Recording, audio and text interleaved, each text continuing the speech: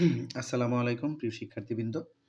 আশা করি সবাই ভালো আছো। তোমাদের নবম অধ্যায়ের উপর ভিত্তি করে আমরা আজকে আরেকটি ক্লাস নিয়ে তোমাদের সামনে হাজির হয়েছি। তো আজকে আমাদের যে টপিকটা সেটা হচ্ছে আমাদের নবম অধ্যায়ের সিএপিএম মডেল।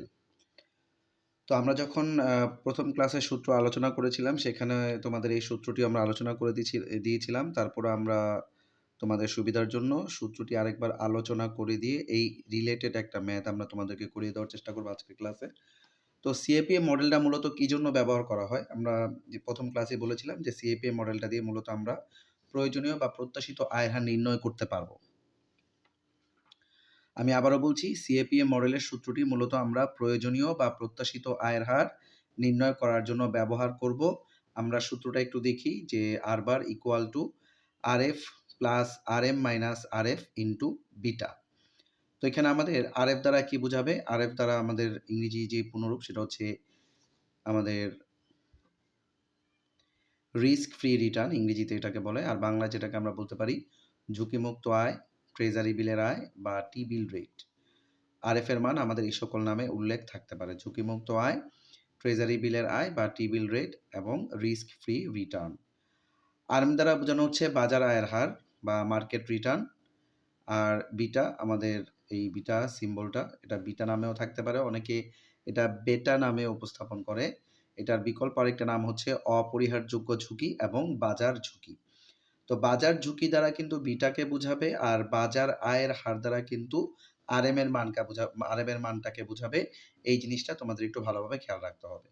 তো যখন তুমি প্রশ্নে দেখবা যে তোমাদের এই ধরনের তথ্যগুলো উল্লেখ রয়েছে ঝুঁকিমুক্ত আয়, বাজার আয় এবং বিটা, তখনই তুমি বুঝবে যে তোমাকে প্রয়োজনীয় বা প্রত্যাশিত আয়ের হার নির্ণয়ের জন্য এই সিএপিএম মডেলের সূত্রটি প্রয়োগ করতে হবে। আমি আবারও বলছি শিক্ষার্থীরা, যখন তোমরা দেখবে তোমাদের প্রশ্নে এরকম মান উল্লেখ রয়েছে ঝুঁকিমুক্ত আয়, ট্রেজারি বিলের আয়, বাজার আয় এবং বিটা, এরকম তথ্যগুলি যখন তোমাদের প্রশ্নে উল্লেখ থাকবে তখনই তোমরা বুঝে নিবে যে তোমাদেরকে প্রয়োজনীয় বা প্রত্যাশিত আয়ের হার নির্ণয়ের জন্য এই সিএপিএম মডেলের সূত্রটি প্রয়োগ করতে হবে।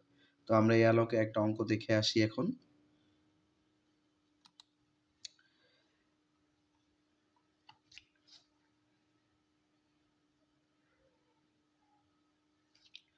হ্যাঁ, এখানে আমরা একটা অঙ্ক প্রশ্ন দেখতে পাচ্ছি উদ্দীপক। এখানে বলা হচ্ছে জনাব ইকবাল একটি জীবন বীমা কোম্পানির ফান্ড ম্যানেজার।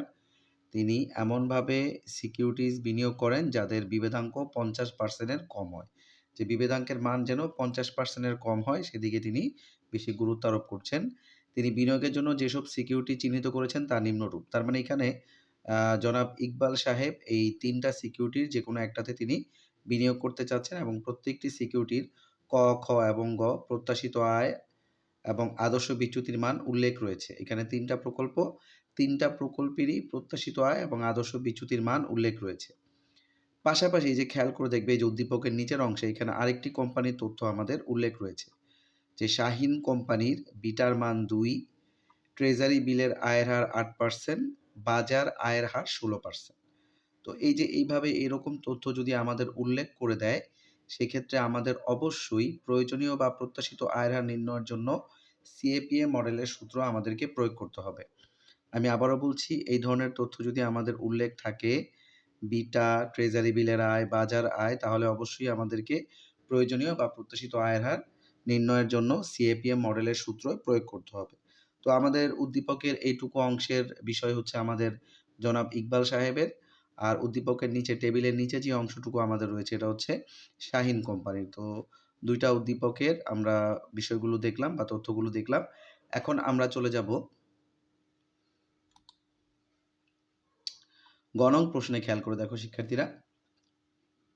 গ নং প্রশ্নে বলা হচ্ছে শাহিন কোম্পানির প্রয়োজনীয় আয়ের হার নির্ণয় করো।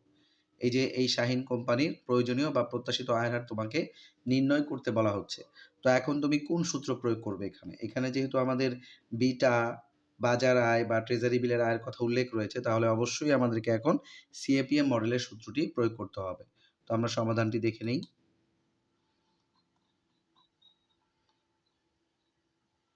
এটা হচ্ছে আমাদের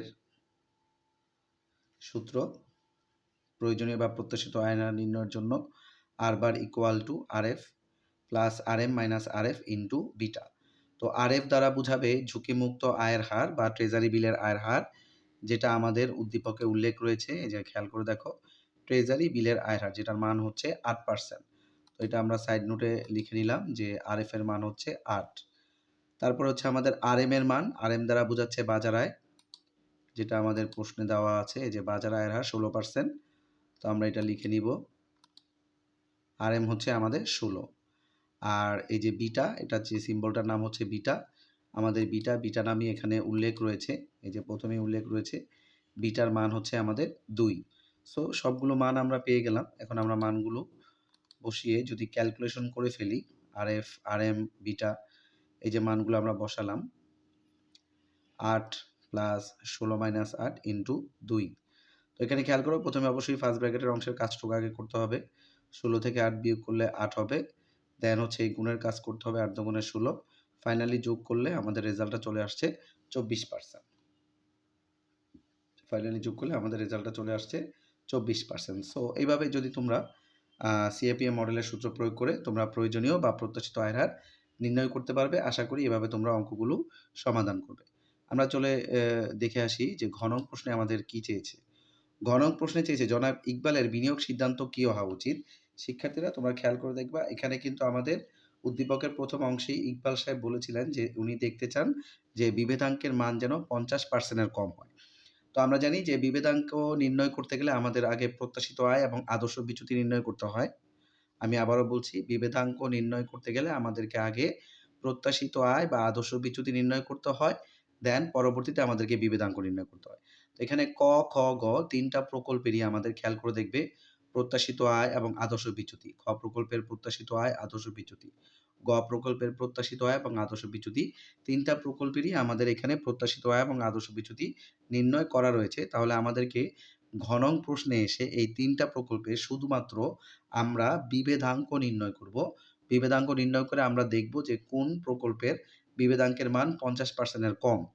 যে প্রকল্পের বিভেদাঙ্কের মান 50%-এর কম হবে, আমরা ইকবাল সাহেবকে সেই প্রকল্পে বিনিয়োগের জন্য সুপারিশ করব।